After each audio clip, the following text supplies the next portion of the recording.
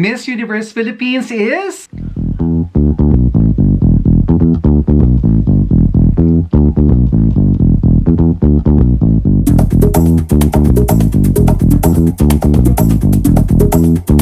Hi everybody! Welcome to Fab Access with Marex. I'm Marex and I'd like to thank you for joining me today. Kakatapos lang ng Miss Universe Philippines. So, I'd like to make a reaction video. And while I'm doing the reaction video, I'd like to be practicing my makeup skills, no? Because I recently started learning makeup. I haven't practiced in more than a week, so magpa-practice ako ngayon habang pinag-uusapan natin, habang nag-react tayo sa the first Miss Universe Philippines. As you know, hindi na sa Binibining Pilipinas Charities ang Miss Universe. Hindi na nag-renew yung franchise sa Binibining Pilipinas Charities. Now, it's run by Miss Universe Philippines na. So, ayan. Okay, so just a disclaimer, I'm not an expert, I'm not teaching makeup. Magme-makeup lang ako because kailangan ko mag-practice. Kailangan kong sanayan yung kamay ko. Let's do this! I think that the organizers did a great job in organizing this first ever Miss Universe Philippines. It was tough because syempre may pandemic pa and ang dami-daming bawal, 'di ba? So, even though ang daming ang restrictions, sobrang limited ng pwede nilang gawin, they really did a great job in giving us a pageant, no, nabuhayan ulit ang Filipinos, ang Philippines, dahil alam naman natin lahat na sobrang obsessed ng mga Filipinos sa pageant, diba? So, great job to the whole production, to everybody involved. And great job, girls, you know? You took a risk going to Baguio to still pursue your dreams. You all did a great job. So now let's talk about the opening. First, they showed a bird's eye view of an island. Very Philippines, di ba? We're known for our islands. We have 7,000 plus islands. And then they showed mga buildings, di ba? That's Metro Manila. Tapos from there, they went to Benguet Province and they showed Baguio. And then from there, they zoomed in on Baguio Country Club, which is the official venue of Miss Universe Philippines. So I thought that was nice. They went around the Philippines and then ended up there. Ang galing din ng Baguio, ha? Ang galing ng Baguio Country Club because I believe hindi naman talaga doon ang venue, right? But they were able to work with the production and give us an awesome show. So ang galing. Props to you guys. And then bigla nilang pinakita yung mga girls na costumes. It was nice to see the girls wearing costumes, no, representing their provinces or their cities. And then, of course, biglang pumasok si Miss Shamsi Supsup Lee, who is the National Director of Miss Universe Philippines. I'm so happy for her. I'm actually excited on what she plans to do, of course, with the whole board, no? With this new power that they have, no? All together, not just her, but the whole board. I'm excited and looking forward to all the things that they're gonna bring in, all the changes that they'll make. And then, pinakita nila yung mga girls walking the greens in between trees, posing, and then looking up. God knows kung saan sila nakatingin, you know, project. I like that. Kaya lang sana walang mga car sa likod. May nakikita ka pang dumadaan-daan sa likod. Although, I guess it was challenging for them, no? Busy din yung area na yon. And then, ayan na, biglang nag-start na yung song. And ni-reveal si Jessica Sanchez. I am a fan of Jessica Sanchez. I forgot na kung kailan siya na-compete sa American Idol. But I followed that. I followed that season. I was a big fan of American Idol. And I was a big fan of Jessica Sanchez. So I was happy to see her singing the opening song. She was amazing. Tapos, balik na naman dun sa mga girls na tumitingin sa taas and all. Tapos, biglang naglakad na sila, approaching the camera. And then, of course, ang last girl is one of the more popular candidates, no? It was Miss Bohol. Biglang switch na to the stage. Ayan na. Of course, nakita na lang majority yung stage during the preliminaries. Pero, some people didn't really follow the preliminaries. To be honest, ako, I didn't watch the preliminaries masyado. So, it was a different experience for me because I was seeing them all for the first time. Kasi prior to the coronation, I've only seen the more popular ones or my personal favorite, to be honest, Davao. Because I was being sent the videos, no? Some friends were sending me videos, links to their interviews or their walks and whatever. So, yun pala yung nakikita ko, but I didn't really see all the preliminary activities. So, anyways, nakita na yung stage, diba? And then, biglang naglabasan na yung girls because may opening number. Okay naman yung opening number. I like naman the song. This song that Jessica Sanchez sang. Although, to be honest, I wish it was a little bit faster. Trinay ko i-fast forward yung opening number song ng 0.1 of a second lang. Really, a little bit faster lang. And it was nicer. I wanted kasi sana na ma-achieve yung parang sa 2010 Miss Universe opening. You remember that number, yung kay Miss Jamaica, na she was so bibo during the opening number. Yun sana yung gusto ko ma-achieve. And na-realize ko, hindi pwede yun because nga hindi naman ganun ka-bilis yung song ni Jessica. But then, okay na rin. Maganda naman overall yung opening dance number. Nakakatawa lang yung they were wiggling their shoulders, shaking their arms, shaking their shoulders. Feeling ko lang, siguro they should have explored another choreography for that part. If I were involved siguro sa choreography or I had a chance to talk to the choreographer, I would have said na siguro a lot of marching and walking. Again, my peg is the 2010 Miss Universe opening number. I like it that they were just marching, and then once they get to their positions, they just do a simple choreography. Ito kasi yung sa Miss Universe Philippines, pinagsayaw talaga nila lahat eh. Whether or not you're somebody who's good in dancing, sasayaw ka. Gawin mo. Noong una nga sabi ko, it would be nicer if the blocking would have been tighter. Mas maganda siguro tingnan. And then na-realize ko, nga pala, nagso-social distancing sila even on stage, no? Because nga of this shitty pandemic. And then straight na to the introduction of the girls. Nakakamiss yung may live audience, and then habang nagpapakilala yung candidate, the fans cheer for them.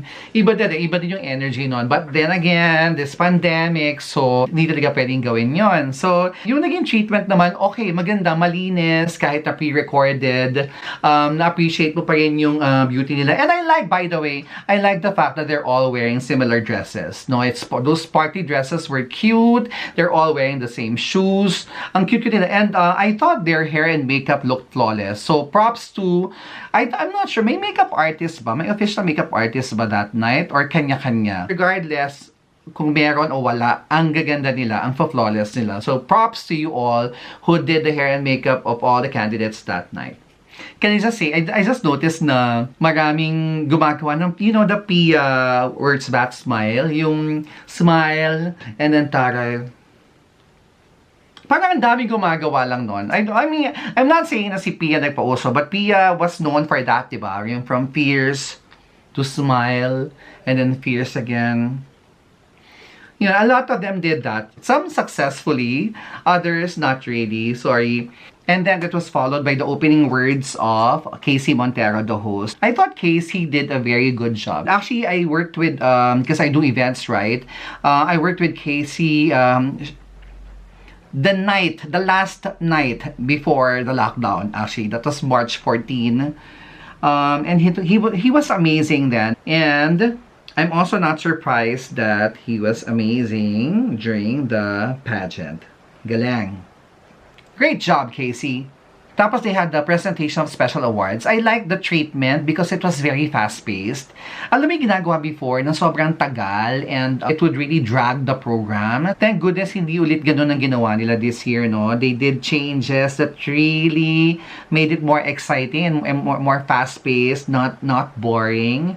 So, thank you guys for doing that. Ang ganda ng special awards, hindi boring. I also like the treatment of the introduction of judges because nagkaroon sila ng moment, whereas before, papatayuin lang sila from their seats sa front, diba, with their computers in front of them. Ito nagka-moment talaga sa stage, following the camera pa and all, diba, kaka-project. Nabaliw lang talaga, to be honest, I wasn't expecting Harry Roque to be there. I'm sure marami ding nagulat, no? Pero why not, I guess? Na-happy din ako kay Janine Tugonon. Ang ganda niya ngayon. She looks amazing. Tapos nagkaroon pa sila ng final tableau. Ang taray, di ba? Nagtableau mga judges bago sila umupo. And then after nun, it was followed naman by the introduction of past Miss Universe reps of the Philippines. Ang gaganda pa rin nila. Oh my gosh. Good for you, girls. So after nun, it was the announcement of the top 16. And as I mentioned, hindi nga ako nanood ng preliminaries, no? So some of them, talagang first time ko lang makikita. Top 16, Biliran, Albay, Bohol, Aklan, Iloilo, Cebu City, Davao City, who I was rooting for, to be honest. Cavite, Cebu Province, Misamis Oriental, Mandaue City, Taguig, Quezon City, Romblon, Pasig City, and my city, Parañaque. And then once the revealing 16, they had to go straight to the 30-second speeches. Actually, overall naman, ang gagaling nila. Pero unfortunately, many of them sounded rehearsed. They didn't sound genuine. For me, that was the problem that I saw in a lot of girls. There's nothing wrong naman with rehearsing and practicing or trying to learn this and that. You know, of course, preparation is key, diba, for pageants. But I think they also have to practice being natural, you know? Kasi mas likable pag pag natural. I think mas nakaka-relate yung mga tao pag natural yung contestant. Very real. Okay, so how did they do during the 30-second speeches? Biliran was okay. Albay was okay. Bohol was good, but she sounded rehearsed, to be honest. Aklan was okay. Iloilo, it sounded sincere. It was heartfelt. So she was the first to really stand out during the 30-second speeches, no? Iloilo. Cebu City was okay, but it sounded rehearsed. Davao City spoke Bisaya. You know, I mentioned earlier, I was really rooting for Eliza. I was a fan even during her Asia's Next Top Model days. I just wish na si Davao, nung sumasagot siya, sana nakatayo lang siya because she was facing the side and she was moving her arms too much. Dapat she nailed her position lang and looked at the camera and answered the question. Okay lang na Bisaya, you know, I'm proud of her for doing that. Pero it's more than just speaking Bisaya. Dapat yung posture niya naging mas maayos din. Considering na model siya, no? And so she's so used to being on stage. Cavite delivered her answer very well, I thought. Cebu Province was okay. Misamis Oriental was okay. Mandaue City, I liked her during her 30-second speech. Si Taguig, I think, did okay. Although her answer wasn't very deep. Quezon City, si Michelle Gumabo was very good. Very good delivery and with conviction talagang galing. Very impressive. Romblon was okay. Pasig City was okay. And then Parañaque also had a very good answer. I started liking her there. And honestly, I love the tone of Parañaque. The tone of her voice. There's something about her voice that's so soothing. So now let's go to the swimwear round. I found the swimwear very nice. I like that there were 3 or 4 designs that they wore. But all designs were nice. Although, I must say, may binabagayan yung ibang cut. I also like the wrap. You know, some people don't like it, but I liked it. I thought it was very unique, but it was very nice. You could still appreciate naman the swimwear inside. And nag-reveal naman sila, although they didn't take it off talaga completely. How I wish lang na nung nag-re-enter sila with the sash na, kasi initially wala silang sash, diba? Sana wala na yung wrap. You know, at least for that final tableau, no? Para mas na-appreciate yung shape nila, yung figure nila, no? Na pinaghirapan nila, of course. The swimwear was provided by Fern One of Amato Couture. Very nice job, guys.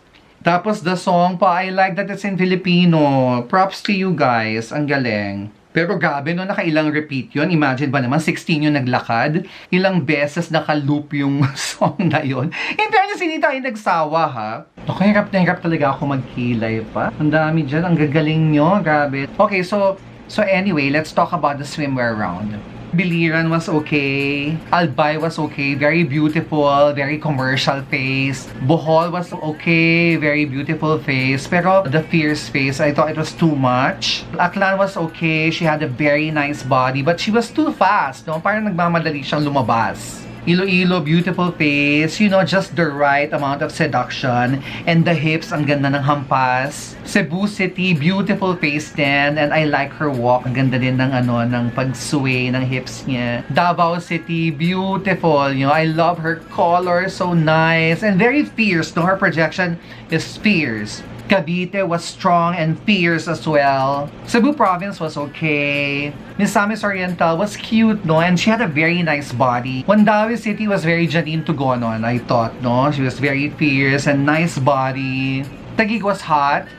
Quezon City was very confident, but I thought she wore the wrong swimwear. Ito yung na-mention ko kanina, no? Hindi lahat ng cuts bagay sa lahat ng tao. That style was not very flattering on her. Romblon, nice body, very pretty.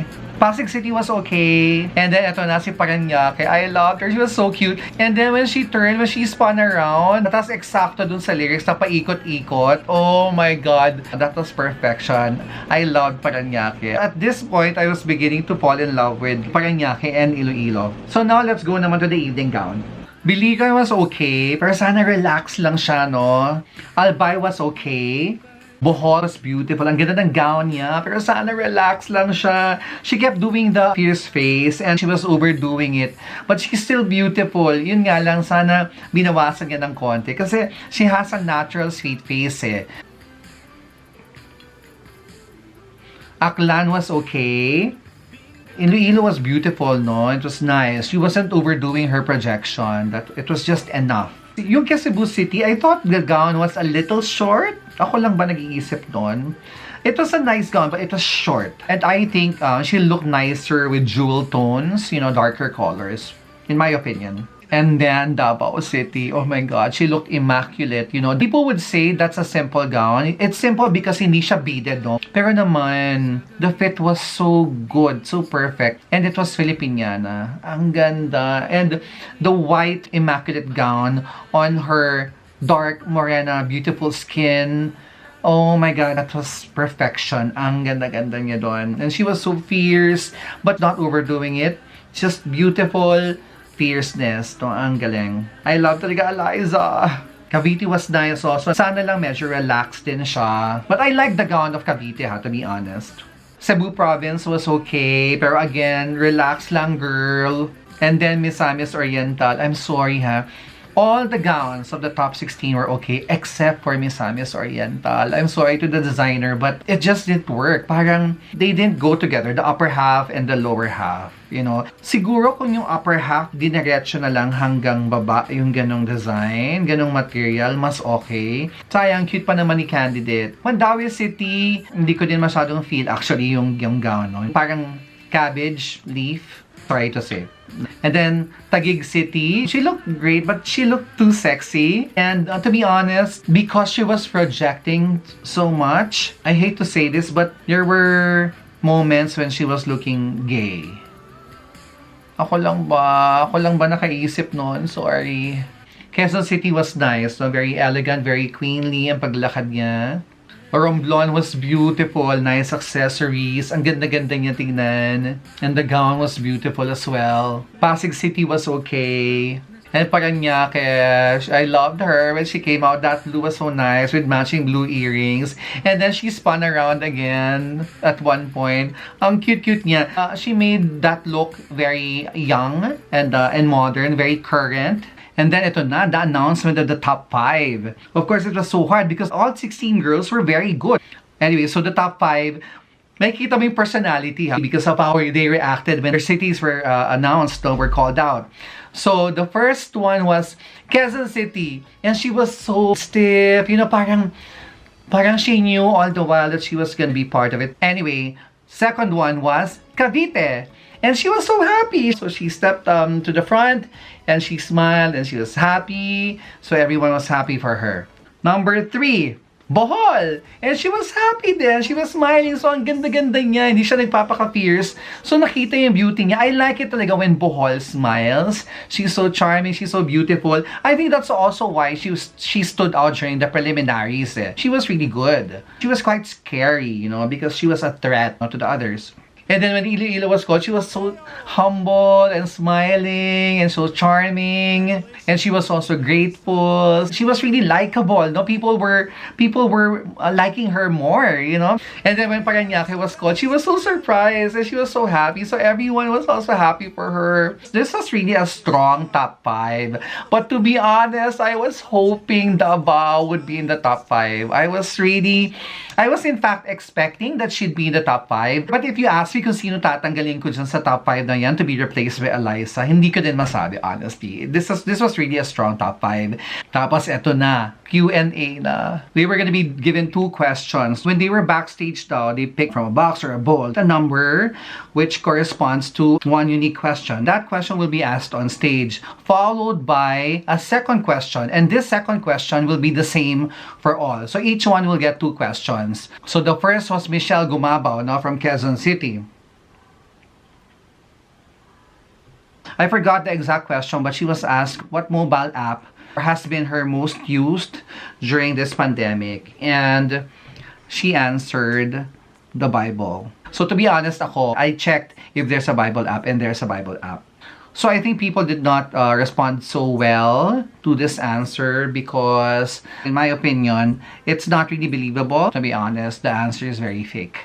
But yung second question naman, the way she answered it, it was very strong. My comment lang talaga with Michelle, siguro because she was an athlete all her life. And now she's on TV, she's hosting and all. She was too polished that people were not responding to her. She wasn't really connecting to the audience because she was too perfect. Am I making sense? I hope you understand what I'm saying, no? I was also rooting for her. I went to La Salle, so I was cheering for another Lasallian on stage, no? But, I don't know, she wasn't really connecting to me the way others did. So, yeah, that's unfortunate. So next naman, number 2 was Cavite. So the first question, I thought she answered very well. She's very confident. She's very sure when she answers and very controlled, yung emotions niya. Even during her 30-seconder speech, siya, very calm and collected. Very sure of who she is. And then question number 2 naman, dali lang. She answered well then, but I thought she lacked warmth, charisma, and personality, unfortunately. Okay, now naman let's go to Bohol. Si Bohol, maganda, ang cute niya, and she's very charming. But for some reason, nung coronation night, I think she got nervous because ang taas ng expectations sa kanya because she was one of the front runners talaga, di ba? I was also expecting her to do well. And she did naman. She reached the top 5. Pero during the top 5 Q&A, yung first question, medyo hindi niya na-nail yung answer niya. She wasn't able to explain herself very well. And then the second question naman, although the answer was very good, it sounded rehearsed. It didn't sound sincere, unfortunately. And that's the truth. Sorry. And then it was Rabia's turn. It was Iloilo's turn. And then the first question she got was about whose face she was gonna put on the new paper bill. I got worried for her because she answered Miriam Defensor Santiago. Not everybody agrees dun sa answer niya, but how she reasoned was spot on. How she explained why she chose Miriam was beautiful. And people applauded her whether or not they agreed with her choice, Miriam Defensor. She really handled that first question very well. And then for the second question naman, it was heartfelt, it had substance, and with conviction yung answer niya. The way it was composed, it had impact, it had oomph. Her intelligence and her sincerity lumabas dito. So nakita talaga dito yung lakas ni Rabia. And of course, the last one, Paranaque, who at this point, I was already loving her. Yung first question, I thought she answered very well. She was okay. And then yung second naman, I thought she did well then, but she kept saying the word something, something, something, something.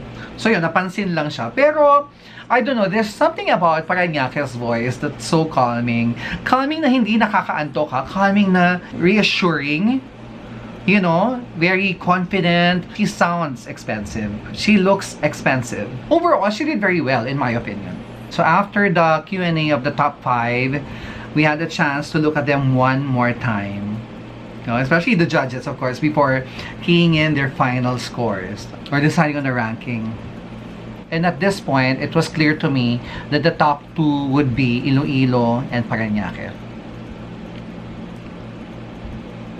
And then Gazini did her final walk. Gazini is so beautiful. I'm not sure. Can somebody tell me if she was wearing a Cari Santiago gown? I don't think it's a Cari, but I may be wrong.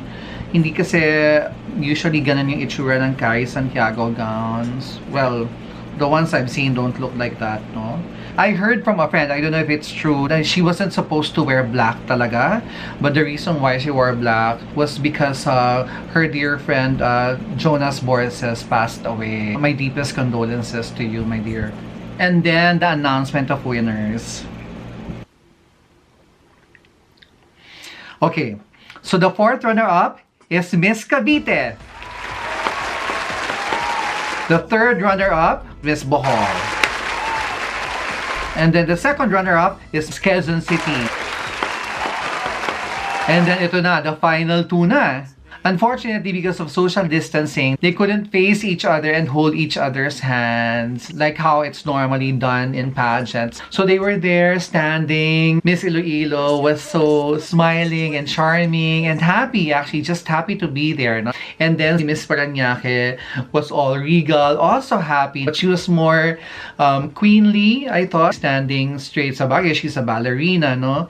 And she was more regal and more polished, in my opinion. But she doesn't have the charisma, the charm of Iloilo. So at this point, I really like them both. And kahit sino talaga manalo sa kanila, I'd be very happy.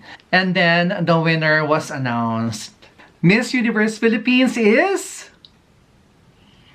Miss Iloilo, Rabia Mateo!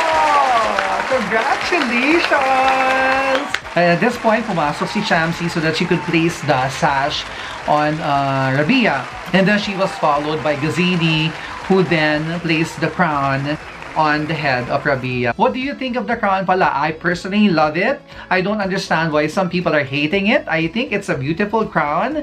I love that the colors of the Philippine flag are there. And I love that somehow it looks like the Mikimoto crown and the current crown. It's a combination. Actually, we've all seen the crown naman on social media, diba? But we've never seen it on somebody's head. So it was exciting. It was so nice. I was so happy to see it on the head of Rabia. She made history. She's the first woman to ever wear that crown on stage. Congratulations, Rabia. You are beautiful and I'm so happy for you. And to the organizers of the first ever Miss Universe Philippines, congratulations once again. Shamsi Supsupli, Jonas Gafu, and all the members of the board of Miss Universe Philippines. Thank you. Thank you for bringing this pageant to us despite all the problems that you faced, all the challenges that you had during this pandemic. Thank you. The Filipino people so appreciate it because we are such a pageant-loving nation. So once again, Rabia Mateo, now the Miss Universe Philippines, congratulations. Wear that Philippine sash with pride and represent the country so well. We have confidence in you. You are beautiful, you are intelligent, you are genuine, and you are truly, truly inspiring. Well, we don't know the details yet of the Miss Universe pageant, but we will be praying for you, Rabia. We truly hope that you win and bring home the Miss Universe crown once again for the Philippines. Thank you everybody for joining me in this reaction video. Please feel free to leave your comments below. Please don't be nasty. And by the way, let me just say again that I am not a professional makeup artist. I am just practicing because I am having a transformation. I'm trying to learn how to be a drag queen. So there. So anyway, thank you once again everybody for joining me. And I hope to see you again very, very soon. Thank you. Don't forget to subscribe.